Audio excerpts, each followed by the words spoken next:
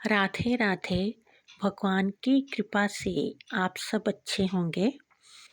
पितृपक्ष 29 सितंबर से शुरू हो रहा है और ये 14 अक्टूबर तक रहेगा। पितृपक्ष में अपने पितरों के निमित्त दान किया जाता है। यमराज ने पितरों को 15 दिन दिए हैं कि वो धरती पे जाकर अपने जो बच्चे हैं उनके घरों के आगे जाकर उनको देखते हैं और वो ये नोटिस करते हैं कि हमारे बच्चों के मन में हमारे लिए कितना आदर है। इन 15 दिनों में पितरों की पूजा से हम जो चाहते हैं वो हमें वो देकर जाते हैं और जो लोग उनके निमित्त दान करते हैं उनकी तिथि पर उनके नाम पर वस्त्र भोजन ब्राह्मण को देते हैं तो पितृ दोष भी समाप्त हो जाता है। घर में रुके हुए कार्य बनने लगते हैं, जैसे कि पितृ दोष से शादी, संतान की उत्पत्ति में बाधा, ऐसे जो बाधा होती हैं वो घर में होती हैं। लेकिन अब जब हम पितरों का आदर करते हैं तो ये पितृ दोष समाप्त हो जाता है और घर में भी फिर शादी ब्याह के आयोजन भी होते हैं और रुके हुए कार्य भी बनने लगते हैं। अगर पितर हमसे रुष्ट होते हैं तो व्यापार भी नहीं चलता।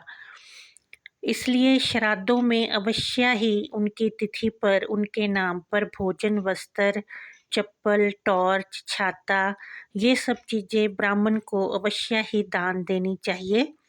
फिर वो अगर रुष्ट भी हों तो वो मन से कोई भी उनके मन में अगर बात है तो भुला देते हैं, तो अपने बच्चों को आशीर्वाद देते हैं तो फिर से घर के सारे कार्य बनने लगते हैं, व्यापार भी चलने लगता है। अगर कहीं नौकरी में बाधा है तो वो भी समाप्त हो जाती है और जो आगे उनका वंश है वो खुशी खुशी रहता है। और अगर संतान उत्पत्ति में कोई बाधा है वो भी समाप्त हो जाती है और घर में अवश्य ही संतान की उत्पत्ति होती है।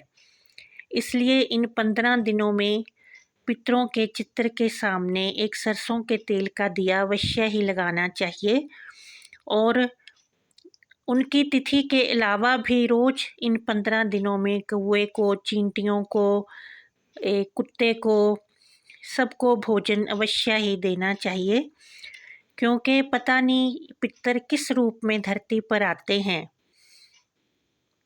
इसलिए इन सबको भोजन अवश्य ही देना चाहिए और पितरों को याद करके उन्हें नमन करना चाहिए।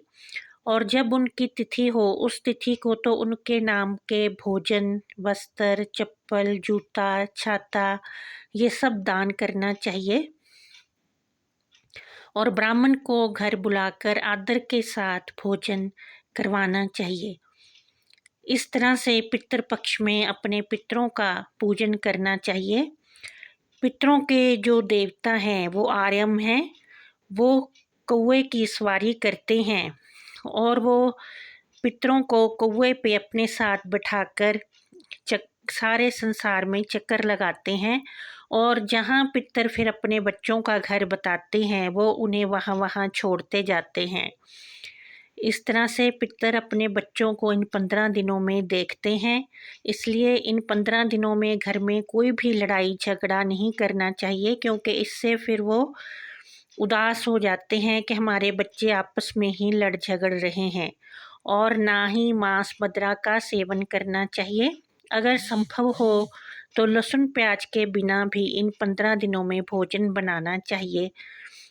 अगर नहीं तो कम से कम जब पितरों की तिथि हो उस दिन लहसुन प्याज का यूज़ नहीं करना चाहिए और उनका भोजन भी लहसुन प्याज के बिना ही बनाना चाहिए।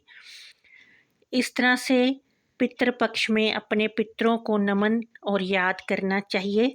अगर हम उनकी अच्छी तरह से इन 15 दिनों में आदर करते हैं तो वो अवश्य ही आशीर्वाद देकर जाते हैं और हमारे रुके कार्य पूर्ण होते हैं और घर में पितृ दोष समाप्त होता है और शादी ब्याह संतान जो भी बाधाएं हैं घर में रुके हुए कार्य जो हैं वो सब पूर्ण होने लगते हैं। आशा है कि आपको मेरा ये वीडियो लाभप्रद सिद्ध होगा। अगर थोड़ा सा भी लाभप्रद लगे तो वीडियो को शेयर करें और चैनल को सब्सक्राइब करें।